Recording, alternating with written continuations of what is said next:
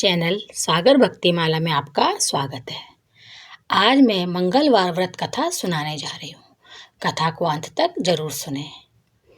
व्यास जी ने कहा, एक बार नैमिषारण्य तीर्थ में 80,000 मुनि एकत्र होकर पुराणों के ज्ञाता श्री सूत जी से पूछने लगे, हे महामुने, आपने हमें अनेक पुराणों की कथा सुनाई है। अब कृपा करके हमें ऐसा व्रत और कथा बताएं जिसके करने से संतान की प्राप्ति हो तथा मनुष्यों को रोग, शोक, अग्नि, सर्व दुख आदि का भय दूर हो। क्योंकि कलयुग में सभी जीवों की आयु बहुत कम है। फिर इस पर उन्हें रोग चिंता के कष्ट लगे रहेंगे तो फिर वह श्री हरि के चरणों में अपना ध्यान कैसे लगा सकेंगे। श्री सूत जी बोले, हे मुनियों, आपने लोक कल्याण के लिए बहुत ही उत्तम बात पूछी है। एक बार युधिष्ठिर ने भगवान श्री कृष्ण से लोक कल्याण के लिए यही प्रश्न किया था। भगवान श्री कृष्ण और युधिष्ठिर का संवाद तुम्हारे सामने कहता हूँ, ध्यान देकर सुनो। एक समय पांडवों की सभा में श्री कृष्ण जी बैठे हुए थे। तब युधिष्ठिर ने भगवान श्री कृष्ण से प्रश्न किया, हे प्रभु, हे गोविंद, आपने मेरे लिए अनेक कथाएं सुनाई हैं।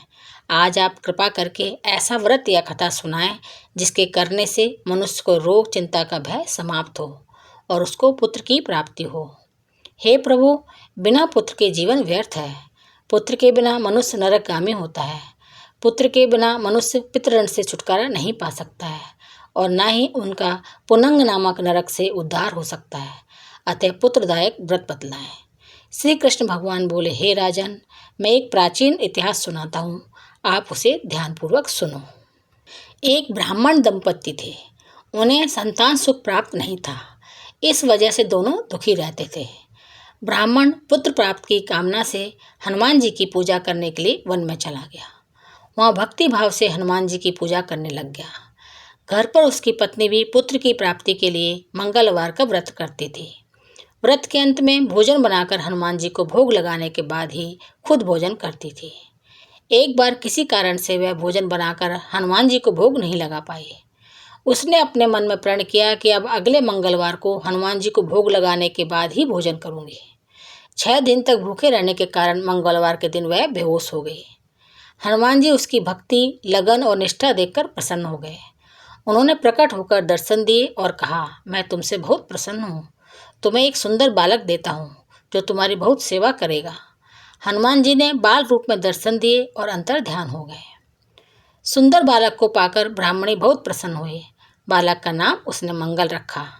कुछ समय बाद जब ब्राह्मण वन से वापस आया तो बालक देखकर पत्नी से पूछा कि यह बालक कौन है। पत्नी बोली, मंगलवार के व्रत से प्रसन्न होकर हनुमान जी ने दर्शन देकर मुझे यह बालक दिया है।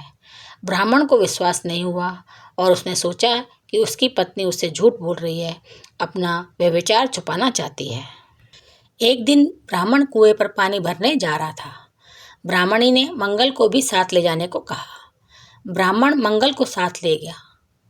मंगल को नाजायज समझते हुए उसने उसे कुएं में धकेल दिया। पानी लेकर घर आ गया। ब्राह्मणी ने पूछा, मंगल कहाँ है? ब्राह्मण कुछ बोलता इससे पहले मंगल मुस्कुराता हुआ घर में घुसा। यह देखकर ब्राह्मण आश्चर्य में पड़ गया। रात को सपने में ब्राह्मण ने हनुमान जी को देखा।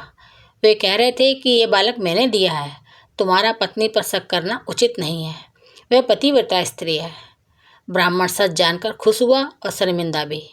इसके बाद ब्राह्मण दंपति हर मंगलवार का व्रत निष्ठा और भक्ति के साथ करते हुए आनंदपूर्वक जीवन जीने लगे। अतः जो व्यक्ति मंगलवार का व्रत रखता है और मंगलवार के व्रत की कथा पढ़ता है या सुनता है तो हनुमान जी की कृपा उसे सर्व सुख प्राप्त होते हैं और हनुमान जी की कृपा से सब कष्ट दूर होते हैं। तो ये थी मंगलवार व्रत कथा। मेरे चैनल को सब्सक्राइब, शेयर और लाइक जरूर करें। धन्यवाद।